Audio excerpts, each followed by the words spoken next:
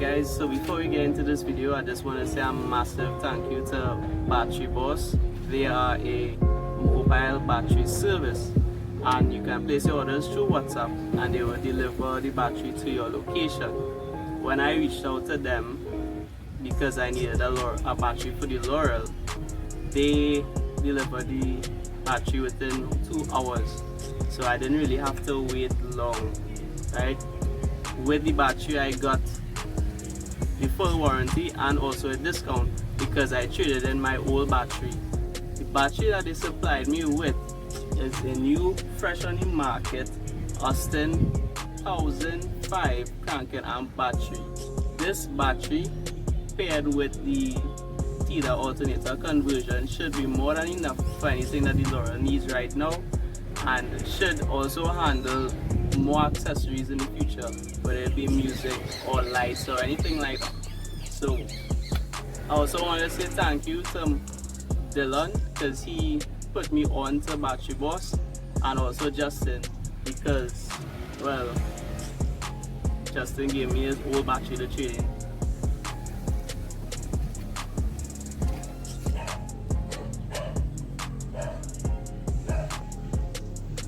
So guys, you have the two alternators here.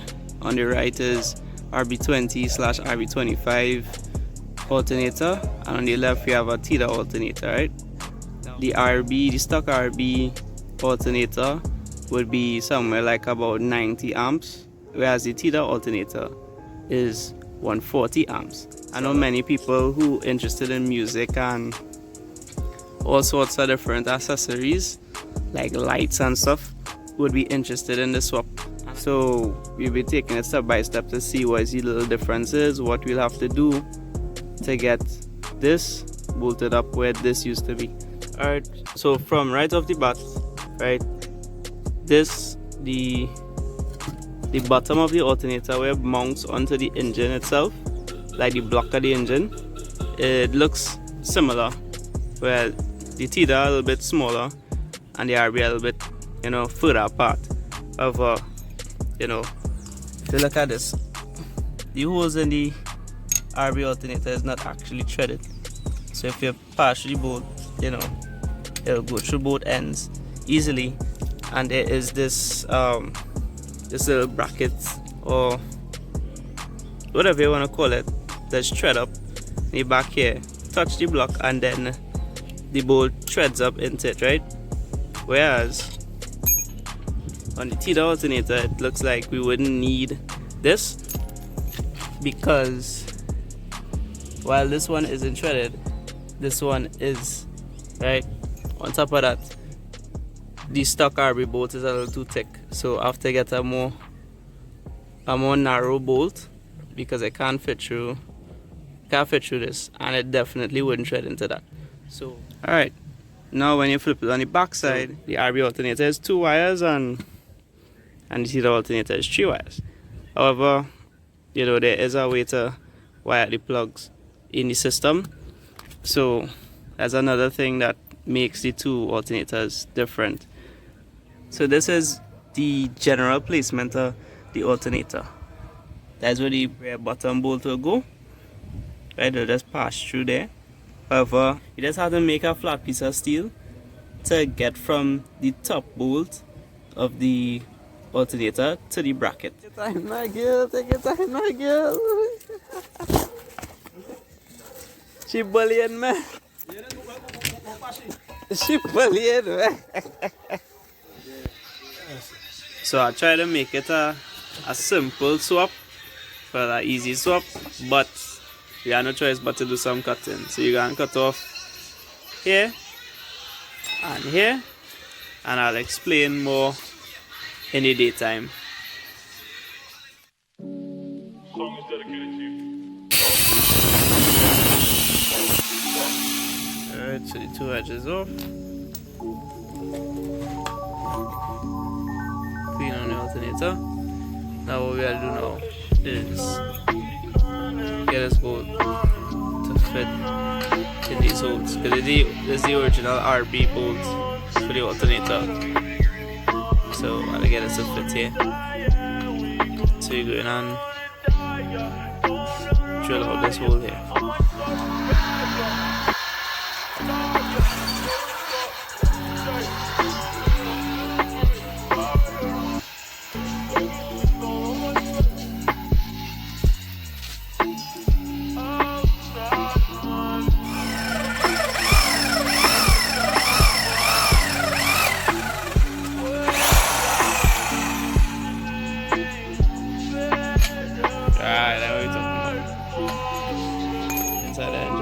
Just gonna cut it in half and use it as a spacer. Yeah.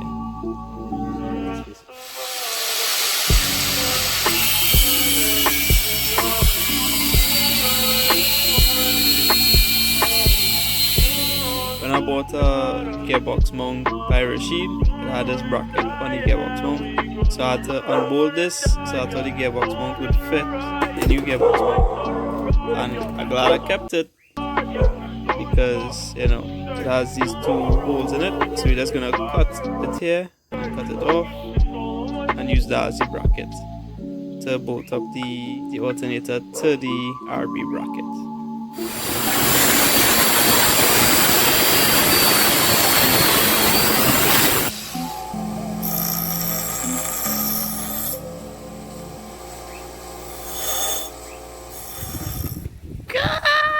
Jump low and sick. Yeah. Bring the final piece of the puzzle for me. Is that the drill? A final hole in the bracket. Let's see if that working there now. Alright guys, so this is the Tiida alternator bolted in. And if you look here,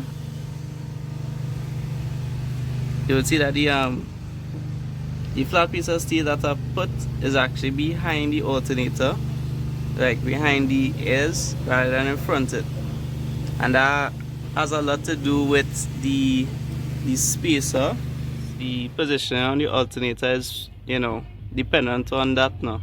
So how long or how short the spacer is will determine how far forward or how far back the alternator sits now. So I'll give you all a general measurement of mine.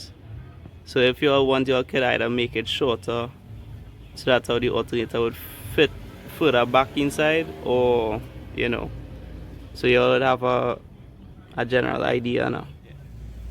So there's the general length of the spacer. This was the mount insert, or the mount inner, that we cut in half, but it was too short, so I put this nut and it, you know, kind of make it a little too long. So this is the general, you know, idea or length, but I find this a little too long, so I would make it just a little bit shorter, so that's how the flat piece of steel would be in front of the alternator, so that's how the alternator would sit further inwards. This is the alternator fully bolted up, tension on max. Well, not max, but, you know, it has a lot more adjustment to go, but, you know, this tension feeling good. You know, the alternator have no kind of play, no kind of rocking in it, so it's safe. Well, I'd like to believe so. And well, the only thing I had to fasten now is the pulley. It have a little bit of play in it, but once you put on the clutch fan, it will be good. Alright, so now what we're gonna do is we're gonna start up the car and then try to wire in the electrical. Well, integrate the Tiida plug into the RB harness.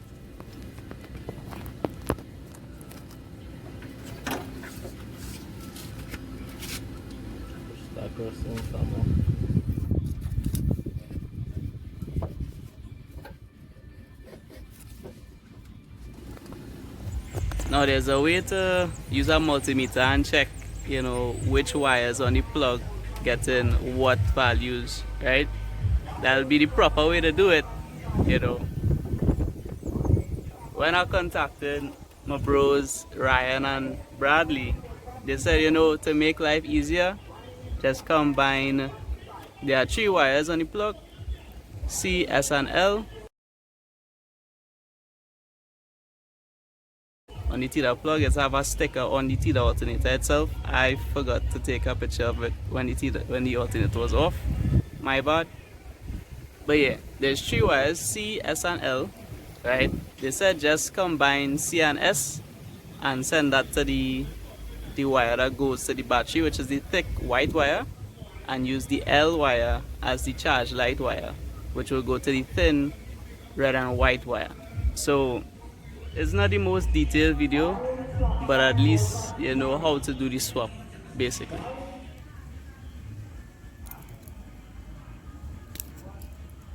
See why I need proper tools? Nice. And that the part of the clock, everybody gonna get the same. Alright, so these 2 wires is the big white wire, and this blue wire is to the red and white wire.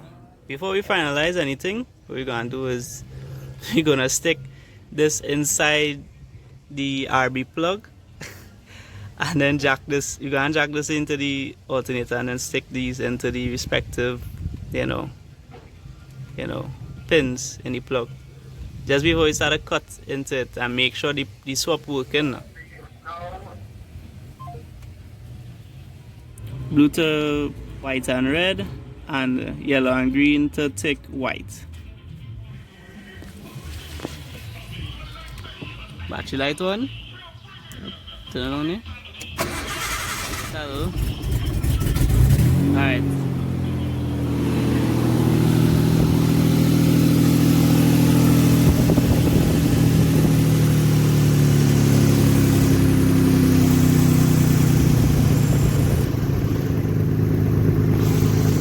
Battery light came off. Now it's time to take out one of these and see what's it worth.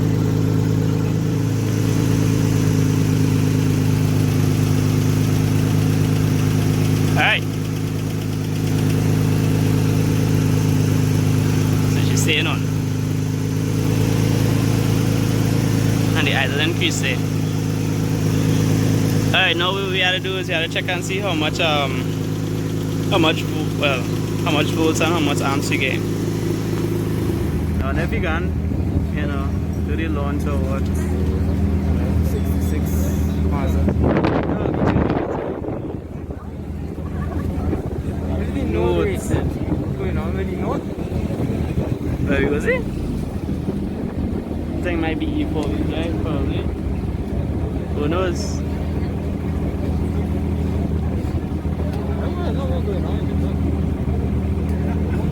I need not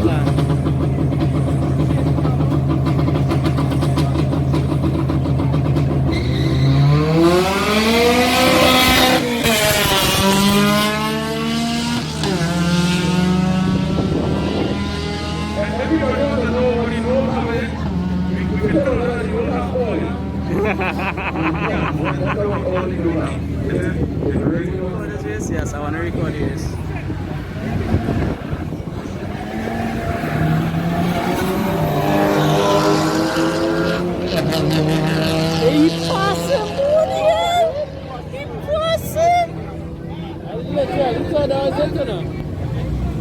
Probably has alternator. I'll come on something from 66. That's true. If it's 2 as I run against each other, I'll die interested some. With DNF.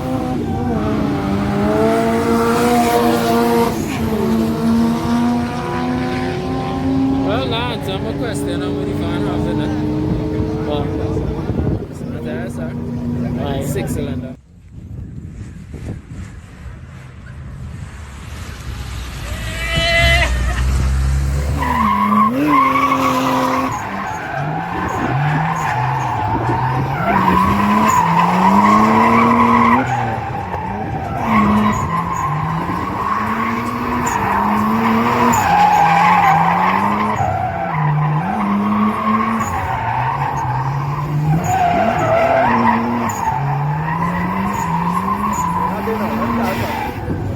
Alright guys, so this is how we're going to finalize the swap. About 2 crimps well, 2 pins, right? And I went by my friend Jeremy's and Glenn's mechanic shop in Five Rivers, and they had a crimper, funny enough. So they crimped these pins on it for me. And I'll show you the tool just now with a picture. But this is how we're going to finalize the swap. So basically we're going to jack this E into the alternator and then put these pins in the RB plug. So that's how it's just plug and play. You wouldn't have any splicing or any wires to do. You wouldn't actually have to cut any wires. Alright, so you see orange and green to tick white and blue to white and red, right? Alright guys, still June the 4th. It's night time. Well, or just about. I now done upload that last video there. Yeah. Who would have thought, eh? But anyways, finalize everything with the alternator. So now all it is to do is to put gas, and I have to get front tires for tomorrow, because if I show up to scrutiny on the track and they see wires coming out of my front tires, they'll send me back home. So probably wouldn't record the run to get tires, but you know, I'll record for sure the first start. We're gonna put gas in it now and start it up and see how it sounds. Alright. First start with the Austin battery. Come on. Come on.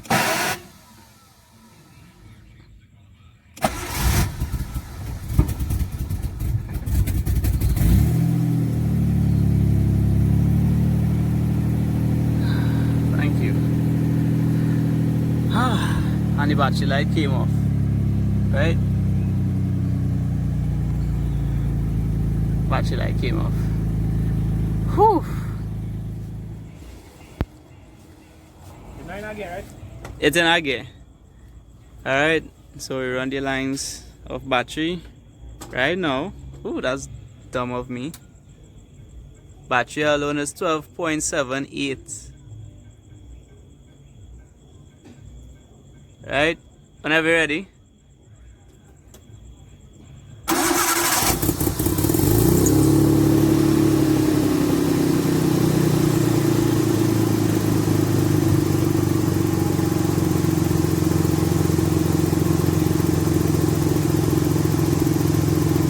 Alright, level out at 13.4, 13.5. Yeah. Alright, well, it working. Kinda. I don't know how good that is. Probably not better than the original.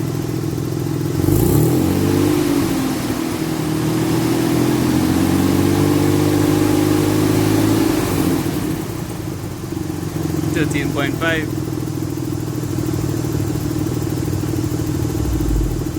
Oh well. Was it worth it or not?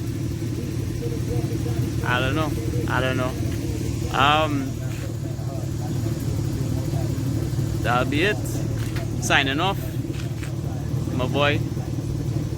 That's not what's up in my belly now, right? Fancy. Alright, so it's been your boy. This will be it. That's how we go in June 5th. Tomorrow. Hope to see you all there. I probably wouldn't drive, but time will tell. We'll see. Anyways, enjoy the rest of your night. I hope you found this video informative. Peace out, guys.